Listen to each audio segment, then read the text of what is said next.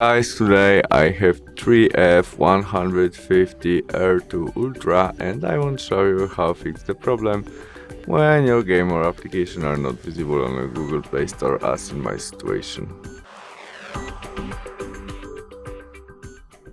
To fix it, go back to the main menu, tap on your phone on the right corner and there choose settings option. In it, we tap on family and parental controls. As you can see now we have pg 3.